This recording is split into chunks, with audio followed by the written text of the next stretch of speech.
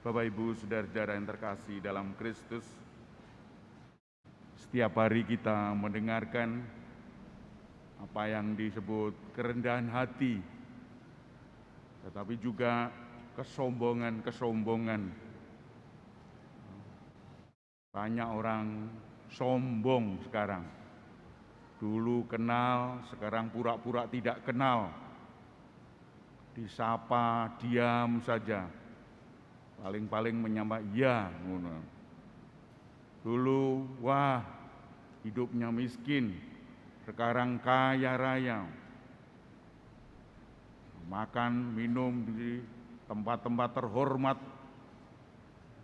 Pakai apa saja yang diinginkan.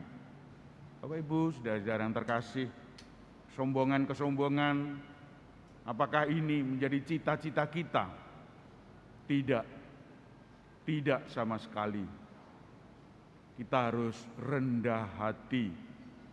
Karena dengan rendah hati terbukalah rahmat-rahmat Tuhan, karunia-karunia Tuhan. Orang yang sombong tidak ada yang masuk ke dalamnya. Dia dijauhi oleh Allah.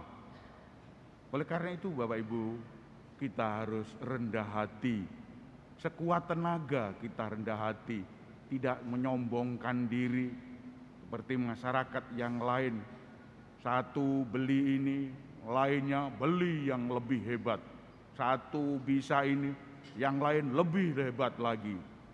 Dan itu seterusnya. Akhirnya karena tidak punya anggaran, maka korupsi. Korupsi adalah salah satu sebab akibat yang seperti itu. Oleh karena itu Bapak Ibu, kesombongan sangat menggerus hati kita. Kita tidak akan melakukan kesombongan, melainkan kerendahan hati. Dalam Injil hari ini sangat jelas, tidak terlalu sulit untuk melihat doa orang Farisi seperti itu. Memang kita selalu membandingkan orang Farisi dan orang lain. Kita selalu melihat orang Farisi seperti itu. Tapi juga harus melihat orang Farisi juga ada yang baik. Tapi kebanyakan seperti itu. Doa-doanya, ya Allah, aku tidak seperti orang lain, aku bukan perampok, aku bukan orang lalim, aku bukan pezina, aku bukan seperti pemungut cukai ini. Dia menunjukkan pembedaan. Maka dari itu tidak perlulah untuk begitu-begitu. Kita ini membiasakan diri dengan hal-hal yang kurang baik, bahkan juga mempertentangkan dengan orang lain. Untuk apa kita mempertentangkan dengan orang lain? Kita cukup hidup dengan diri kita sendiri, sesama kita. Kita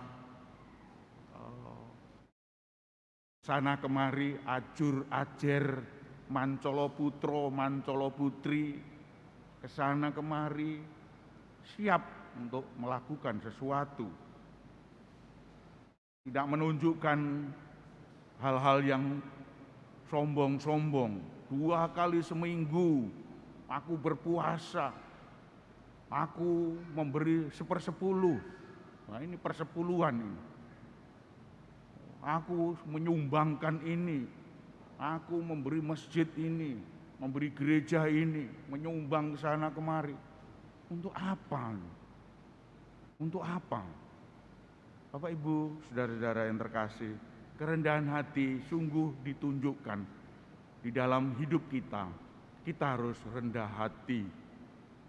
Bagaimana dicontohkan dalam bacaan pertama hari ini, jeritan-jeritan orang miskin selalu didengarkan Tuhan, karena orang miskin orang yang rendah hati biasanya, karena tidak punya apa-apa, tidak punya siapa-siapa untuk diandalkan, tidak punya uang, harta benda miskin, pengaruh-pengaruh sama sekali tidak ada. Hanya Allah yang andalannya, hanya Allah andalannya. Maka inilah yang hanya Allah itu yang diaturkan. Cerita orang miskin, orang-orang miskin menembus awan, doa orang miskin menembus awan. Janda-janda juga demikian, yatim piatu demikian, karena tidak punya sesuatu. Itulah Bapak Ibu, saudara-saudara yang terkasih, simbol-simbol seperti ini sungguh dihaturkan. Tapi juga ada orang miskin, orang janda, sombong, ada, pasti ada, tapi tidak seberapa. Itulah yang dihaturkan Tuhan. Mari kita lihat bagaimana Santo Fransiskus, Bapak Paus kita Fransiskus untuk melihat hal ini.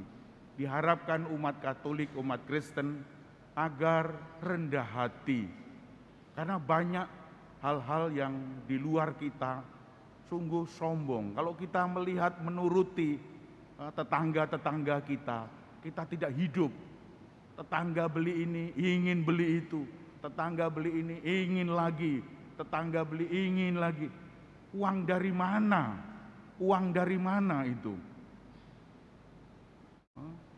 Miskin, penghasilan tidak cukup, untuk makan saja kurang, untuk ini kurang,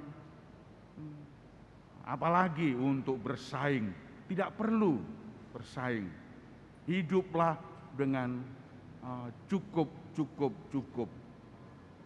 Bapak Ibu, saudara-saudara yang terkasih, Paus Fransiskus menunjukkan bahwa diri kita harus rendah hati, karena kerendahan hati inilah rahmat-rahmat Tuhan bisa melimpah.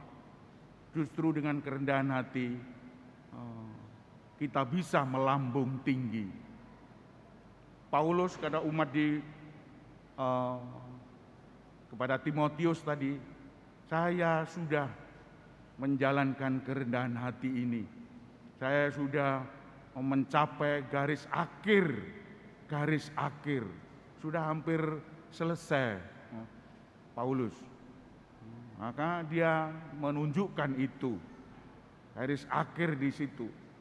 Saya sudah memperjuangkan iman saya. Dan akhirnya semua orang tidak percaya pada saya, meninggalkan dia. Tapi Tuhan tidak meninggalkan dia. Tuhan menyertai dia sampai akhirnya itu, sampai batas akhir. Imannya betul-betul iman yang tulus. Maka akhirnya dia mendapatkan anugerah, boleh masuk surga. Itulah hidup kerendahan hati. Kesombongan hati lain lagi, itu hidupnya dalam gejolak-gejolak masyarakat, diombang-ambingkan masyarakat, tidak jelas hidupnya. Tapi kerendahan hati harus dituruti, karena kerendahan hati adalah sikap Allah kepada manusia. Lihat Yesus contohnya, kerendahan hati itu ditunjukkan dalam pengadilan Pilatus, meskipun dia tidak bersalah, tetapi dia dijatuhi hukuman mati dengan rela menerima itu. Digambarkan yang lain-lain seperti domba, tidak mengembek, tidak bengok-bengok, meskipun diserahkan kepada pembantaian. Bapak Ibu, saudara-saudara yang terkasih, kerendahan hati sampai akhir, yaitu Yesus. Paulus tadi kerendahan hati sampai akhir, sampai batas akhir. Oleh karena itu Bapak Ibu, mari kita teladani dua sikap ini. Karena dua sikap ini menonjol dalam hati kita. Kita tidak meniru-niru orang lain, tidak meniru orang-orang yang sombong itu. Masih banyak contoh untuk ini.